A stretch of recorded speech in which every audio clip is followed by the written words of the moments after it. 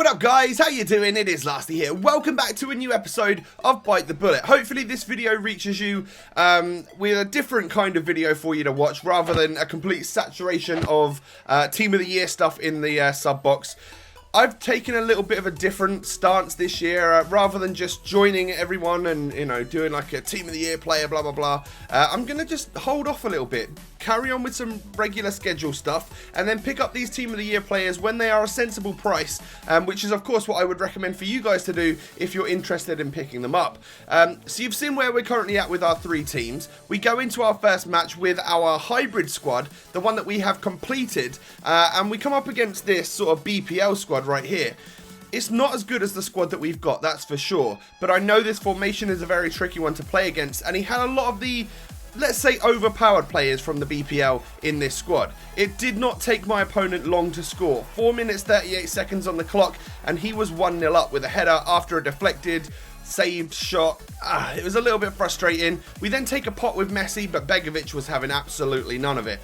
One keeper I always struggle against is Begovic on this game. A very interesting, good keeper on this game that you guys should probably try out in your BPL squads if you haven't done so already.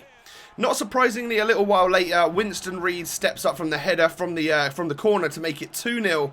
And, well, it looks as though we were going to be getting a spanking in this particular game. If you remember the episode a couple of days ago, I was running riot, absolutely running riot. We won like 3-0 and then he quit, and then we won like 5-0 and slowed things down in the second half. It was crazy. Like, we were doing really good things.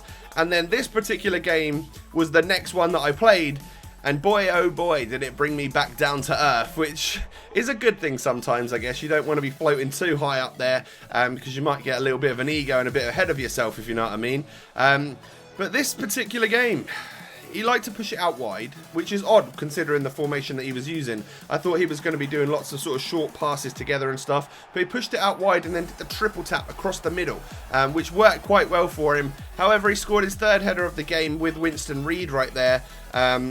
He leaps above everyone from the corner. I don't know how it was going down. I wouldn't class myself as playing particularly bad in this episode, but he had very good defence, which meant that the shots that I were taking, well, they were outside the box quite a lot of the time. They were pot shots more than they were real opportunities. So I think I was probably padding my stats a little bit much. Plus, Ruffier was having like the worst game of his life in net for me, like parrying things left, right and centre. So be it, you know, that's the way that game ends. 4-0 literally brings us right back down to earth, and we lose a shot on the board. You know, we didn't even score, we didn't earn any shots there, so we lose one. So we're down to 4 in the bank right now. We take only the one shot because I need to leave that rainy day fund, and with that one shot, we managed to get 5 points on the board, and that's not too bad because we're now left with 22 points.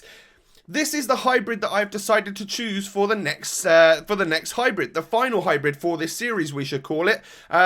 And there were loads sent to me. Thank you so very much. I particularly like this one right here. And you'll see as we end up building it, what formation it is, how it's all going to link together and stuff like that. But those are the players. And I decided to pick up 2 of the cheaper entry-level ones right there, which are going to be a centre mid and a left back, going by the name of Carlinhos and Guiliano, something like that. 2 Liga do Brazil players who look pretty good. I believe that centre mid is normally like a default cam, and he's a 5-star skiller.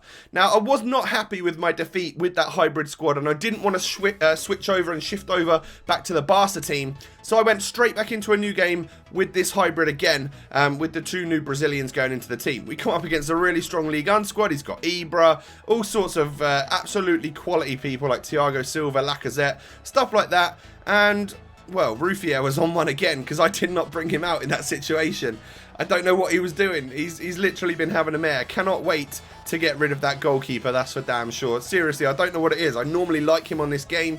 I give a penalty away, and Zlatan Ibrahimovic steps up, scores the penalty, and there's not much really I can do about that. It's a 50-50 gamble when you go for a penalty, and I went the wrong way. He then continued to push at me, and Ruffier, once again, parrying stuff out, left, right, and centre. And this particular episode is where that rainy day fund that I've been mentioning so many times throughout this series really comes into play. We get a free kick opportunity with Luis Suarez, who does step up and manages to score. Thank God, we've got a goal in this episode, Jesus. But that's a lovely free kick. Once again, like, 94 Suarez has got some insane free kick stats. All of the Suarezes we've used throughout this series have had insane free kick stats. And that's obviously one thing that's really been boosted with these informs that he's been getting along the year. Of course, Team of the Year is out as well at the moment. That's crazy times with crazy players, and they're all very awesome, and the stats look insane. And everything's just great, and I can only imagine them costing me an arm and a leg. Let me know if you guys have got any impacts. That would be very interesting to know, of course. I want to know how your luck's been going. Mine's not so great so far, but you know, there's still a few days left, so we'll see what happens over the coming few days.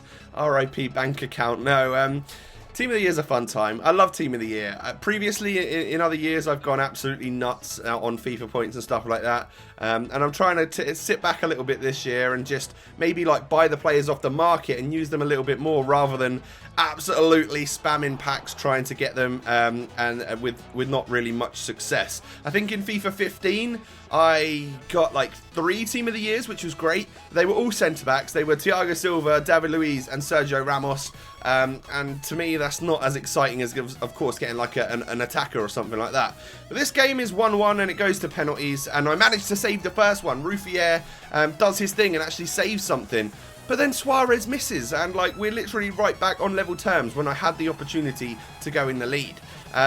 Both teams then decided that, well, what we're going to do is just constantly score, and the keepers weren't getting near any of them, as you can see right here. Even though I went the right way, didn't quite save it. I stuck one with Leo Messi right in the corner. That was a beautiful penalty right there. And then once again, it's just constant goals at this point in time. One of us was bound to miss eventually.